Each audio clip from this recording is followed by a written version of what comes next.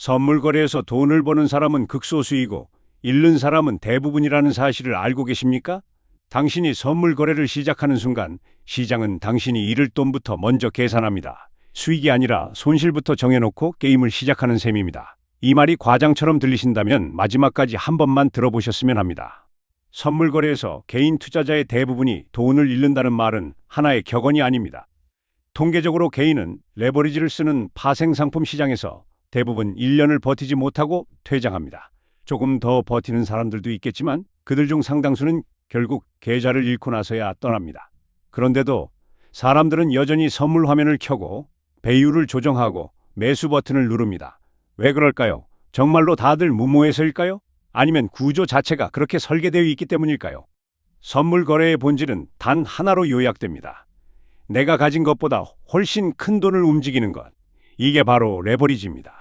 예를 들어 100만 원이 있는 사람이 선물 계좌에서 10배, 20배의 배율을 사용하면 수천만 원에서 억 단위의 포지션을 잡을 수 있습니다. 숫자만 보면 꿈 같은 기회처럼 보입니다.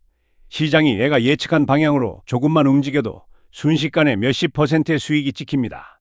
여기서 인간의 뇌는 냉정함을 잃기 시작합니다. 월급으로는 평생 보기 어려운 돈이 화면 안에서 몇 초 만에 오르내리는 장면을 본 순간부터입니다. 하지만 이 구조는 칼날이 양쪽으로 나 있는 칼과 같습니다. 수익이 몇 배가 되는 만큼 손실도 몇 배가 됩니다. 현물 거래에서는 가격이 오르든 내리든 버티기만 하면 계좌가 남아 있습니다. 물론 시간이 길어질수록 기회비용과 멘탈은 소모되지만 어쨌든 제로가 되지는 않습니다. 그러나 선물에서는 상황이 완전히 다릅니다. 가격이 내 생각과 반대로 일정 수준 이상 움직이는 순간 계좌는 강제로 정리됩니다. 이걸 청산이라고 부릅니다. 내가 손절 버튼을 누르지 않아도 시스템이 대신 손절을 실행합니다. 그리고 그 순간 계좌는 사실상 끝난 것이나 다름없습니다. 문제는 시장이 직선으로 움직이지 않는다는 점입니다. 오르는 날도 계속 오르지 않고 내리는 날도 계속 내리지 않습니다. 하루 안에도 수십 번 위아래로 흔들리며 움직입니다. 선물의 레버리지는 바로 이 흔들림과 결합합니다. 결국 방향은 맞았는데 중간에 한번 흔들리면서 청산되는 일이 빈번하게 발생합니다. 예를 들어 가격이 올라갈 것 같아서 롱 포지션을 잡았다고 가정해 보겠습니다. 실제로 그날 종가는 위에 있지만 중간에 잠깐 아래로 크게 흔들리는 구간이 있으면 레버리지가 높은 사람부터 차례대로 털려나갑니다. 그리고 그들이 시장에서 쫓겨난 뒤 가격은 다시 위로 올라갑니다. 이런 일이 반복되면 사람들은 시장이 자신을 노리는 것 같다고 말합니다. 사실은 레버리지가 그 사람을 노리고 있을 뿐입니다. 여기에 유지 증거금이라는 개념이 더해집니다. 선물 거래는 매일 계좌 평가를 다시 합니다. 손실이 일정 수준을 넘어서면 추가 돈을 넣어야 포지션을 유지할 수 있습니다. 이걸 마진콜이라고 합니다. 이때 선택지는 둘 중 하나입니다. 돈을 더 넣거나 포지션을 줄이거나. 대부분의 개인은 여기에 대응할 추가 자본이 없습니다. 이미 최대한 끌어모아 계좌에 넣어둔 상태인 경우가 많습니다. 그 결과 어쩔 수 없이 손실을 확정하고 나와야 합니다. 여기서 끝나면 그나마 다행이지만 문제는 많은 사람들이 여기서 끝내지 못한다는 점입니다. 선물 거래가 특히 위험한 이유는 돈의 크기보다도 시간과 심리의 문제가 더 크기 때문입니다. 시장은 쉬지 않고 움직이는데 인간은 쉬어야만 합니다. 외환, 원자재, 암호화폐, 해외 지수 선물 등은 시차와 상관없이 거의 하루 종일 거래가 가능합니다. 사람은 잠을 자야 하지만 가격은 잠들지 않습니다. 그래서 사람이 잠든 시간은 시장에게 가장 좋은 기회가 됩니다. 자고 일어나서 계좌를 열어본 순간 숫자가 절반으로 줄어 있거나 아예 사라져 있는 경험을 한 사람들이 말 그대로 널려 있습니다. 이 상황을 몇 번 겪고 나면 사람의 사고방식 자체가 변합니다. 처음 선물을 시작할 때 사람들의 목표는 대체로 비슷합니다. 현재 가진 자본이 부족하다고 느끼고 조금 더 빨리, 조금 더 크게 불리고 싶은 마음. 현물 투자로는 시간이 너무 오래 걸리는 것 같고 주변에서 선물로 큰 돈을 벌었다는 이야기가 한두 번 들려옵니다. 한 번쯤 해볼까 하는 마음으로 계좌를 개설하고 배율을 낮게 시작하고 처음에는 조심스럽게 접근합니다. 그런데 우연히 첫 거래에서 수익이 납니다. 운이 좋은 사람은 며칠 동안 연속으로 이기기도 합니다. 바로 이 구간이 가장 위험한 구간입니다. 연속 수익을 경험한 사람은 자신이 시장을 이해했다고 착각하기 시작합니다. 차트가 눈에 들어오는 것 같고 흐름이 보이는 것 같고 마치 자신이 시장과 대화하는 느낌을 받습니다. 그렇기 때문에 배율을 조금씩 올립니다. 포지션 크기도 늘립니다. 손익의 숫자가 점점 커집니다. 100만 원 단위가 아니라 500만 원, 1000만 원 단위로 계좌가 출렁입니다. 이때부터 손실의 고통이 수익의 기쁨보다 훨씬 더 크게 느껴지기 시작합니다. 이 구간에서 사람의 뇌는 이성적인 판단을 거의 포기합니다. 숫자를 제대로 계산하지 못하고 리스크를 과소평가합니다. 그리고 결국 시장은 사람의 자만심이 가장 커져 있을 때 반대로 움직입니다. 한번 큰 손실을 본 사람은 선택을 해야 합니다.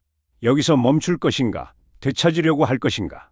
대부분은 두 번째를 선택합니다. 이유는 간단합니다. 사람의 뇌는 손실을 그대로 인정하는 것을 극도로 싫어합니다. 손실이 확정되어 버리면 그때부터는 스스로를 실패한 사람이라고 느끼게 됩니다. 그래서 사람은 손실을 확정하는 대신 회복을 기대하며 더 큰 위험을 감수합니다. 이것이 바로 복수매매입니다. 복수매매는 선물 시장에서 거의 필연적으로 발생합니다. 손실 직후에 이성적으로 판단해서 포지션 크기를 줄이고 배율을 낮추고 시간을 두고 다시 접근하는 사람은 극소수입니다. 대부분은 당일 안에 혹은 그 주 안에 원금 회복을 시도합니다. 이 시도가 실패할수록 계좌는 기하급수적으로 줄어듭니다. 선물 거래가 위험한 또 하나의 이유는 빚과의 결합입니다. 선물은 증거금만 넣으면 거래가 가능하기 때문에 계좌에 들어있는 돈 자체도 빚일 수 있습니다. 신용대출, 카드론, 마이너스 통장, 주변 사람들로부터 빌린 돈이 모두 선물 계좌로 흘러들어가는 경우가 많습니다. 사람은 이상하게도 자신의 돈보다 빌린 돈으로 더 큰 위험을 감수하는 경향이 있습니다. 어차피 빨리 갚아야 하니까 빨리 벌어야 한다고 생각하게 됩니다. 그 순간 레버리지의 배율은 자연스럽게 극단으로 향합니다. 그리고 한 번의 반대 방향 움직임에 모든 것이 날아갑니다. 선물 계좌만 비는 것이 아니라 통장 전체가 비고 앞으로 벌어야 할 미래 소득까지 이미 소모해버린 상태가 됩니다. 여기까지가 경제적인 차원의 위험이라면 그 다음부터는 인생의 차원이 됩니다.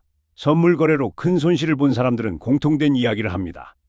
숫자 자체보다 더 힘든 것은 심리적인 후폭풍이라고. 스스로에 대한 혐오감, 후회, 분노, 수치심, 자책감이 한꺼번에 몰려옵니다. 낮에는 평소처럼 일을 하고 사람들을 만나도 머릿속에는 계속 숫자가 떠다닙니다. 밤에 누워 눈을 감으면 손실이 발생하던 그 순간의 차트가 떠오릅니다. 그때 팔았으면, 그때 끊었으면, 그때만 안 했으면이라는 생각이 무한히 반복됩니다. 이 단계에 오면 단순한 투자 손실이 아니라 정신건강의 문제로 넘어갑니다. 가족과의 관계도 흔들립니다. 처음에는 말하지 않습니다. 언젠가 회복하면 아무 일도 없었던 것처럼 넘어갈 수 있을 거라고 생각합니다. 그러나 손실이 커지면 숨길 수가 없습니다. 약속했던 지출을 못하게 되고 생활비가 줄어들고 카드 결제가 밀리기 시작합니다. 왜 그러냐는 질문을 받으면 사람은 둘 중 하나를 선택해야 합니다. 거짓말을 하거나 사실을 말하거나. 어느 쪽을 택하든 관계는 한번 금이 갑니다. 선물 거래의 위험성은 숫자에서 끝나지 않습니다. 삶의 기반까지 흔들리게 만듭니다. 그렇다면 선물 거래는 절대 해서는 안 되는 것일까요? 세상에서 금지해야 할 만큼 나쁜 것일까요? 그렇게 단순하게 말할 수는 없습니다. 선물이라는 도구 자체는 원래 가격 변동의 위험을 줄이기 위해 만들어졌습니다. 원자재를 다루는 회사, 수출입 기업, 기관 투자자들은 선물을 이용해 미래의 가격을 고정시키거나 특정 자산 가격의 급변에 대비합니다. 이런 사용법은 오히려 기업과 경제 전체의 안정성을 높여줍니다. 문제는 이 도구를 순수한 투기 수단으로 사용할 때 발생합니다. 망치를 주택을 짓는 데 쓰면 유용하지만 사람을 공격하는 데 쓰면 위험한 것과 비슷합니다. 도구 자체가 악한 것이 아니라 사용하는 방식이 문제입니다. 개인이 선물 거래를 생각할 때 스스로에게 던져야 할 질문은 이것입니다. 나는 이 도구를 정말로 이해하고 있는가? 나는 이 도구를 감당할 만한 자본과 멘탈을 가지고 있는가?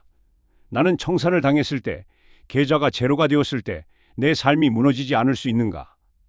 대부분의 사람들은 정직하게 대답하면 아니요일 것입니다. 그렇다면 선물 거래를 시작하기 전에 멈추는 것이 이성적인 선택입니다. 사람들은 자주 이렇게 말합니다. 작은 금액으로 경험이라도 해보고 싶다고. 그러나 선물 시장에서의 작은 경험은 대개 큰 경험으로 이어집니다. 왜냐하면 운이 좋게 수익을 내는 순간 그 작은 경험은 곧 더 큰 욕망의 씨앗이 되기 때문입니다. 그럼에도 불구하고 누군가는 선물 거래를 하겠다고 마음먹을 것입니다. 그 사람을 말린다고 해서 실제로 막을 수 있는 것도 아닙니다. 그렇다면 최소한 해야 할 말은 이것입니다. 첫째, 선물 거래는 자산 전체가 아니라 잃어도 되는 극히 일부로만 하셔야 합니다. 둘째, 배율은 생각하는 것보다 훨씬 더 낮게 계좌가 한번 흔들렸다고 해서 바로 청산되지 않을 정도로만 사용해야 합니다. 셋째, 하루에 벌 수 있는 목표 수익보다 하루에 잃을 수 있는 최대 금액을 먼저 정해야 합니다. 넷째, 손실이 났을 때는 계좌보다 사람을 먼저 지켜야 합니다. 복수 매매가 시작되는 순간 거래를 중단해야 합니다. 하지만 이 조언들을 모두 지킨다고 해도 선물 거래는 여전히 위험합니다. 구조가 그렇게 설계되어 있기 때문입니다.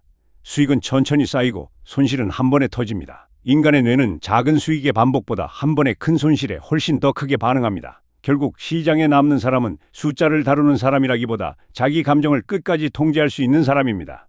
그런 사람은 극소수입니다. 그래서 우리는 이렇게 결론 내릴 수 있습니다. 선물 거래는 대부분의 보통 사람을 위해 존재하는 시장이 아닙니다. 마지막으로 다시 처음 질문으로 돌아가 보겠습니다.